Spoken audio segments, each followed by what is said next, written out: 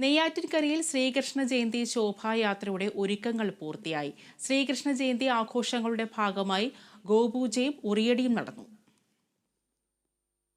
നെയ്യാറ്റിൻകര നഗരത്തിന്റെ വിവിധ മേഖലകളായ പെരുമ്പഴുതൂർ, അമരവിള, ആറാലുമൂട്, പിരായുംമൂട്, കൃഷ്ണപുരം എന്നീ സ്ഥലങ്ങളിൽ നിന്ന് 4 മണിക്ക് ആരംഭിക്കുന്ന ശോഭായാത്രകൾ ദ്വാരകാപുരിയായ TB ജംഗ്ഷനിൽ വൈകുന്നേരം 5:30 സംഗമിച്ച് മഹാശോഭയാത്രയ്ക്കായി നെയ്യാറ്റിൻകര നഗരം ചുറ്റി ശ്രീകൃഷ്ണസ്വാമി ക്ഷേത്രത്തിൽ എത്തിച്ചേരും. 100 കണക്കിന് ബാലികാ ബാലന്മാർ കൃഷ്ണരാധ വേഷധാരികളായി ശോഭയാത്രയിൽ പങ്കെടുക്കും. ഒപ്പം പുരാണ കഥാപാത്രങ്ങളുടെ വേഷങ്ങളും അണിനിരക്കും.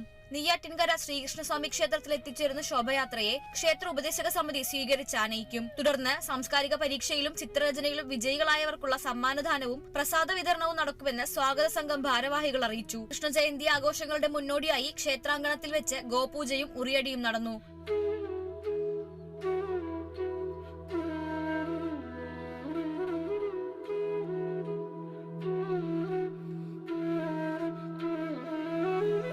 നിരവധി ഭക്തരാണ് ഗോപൂജയിലും ആഘോഷത്തിലും പങ്കെടുക്കാനെത്തിയത്.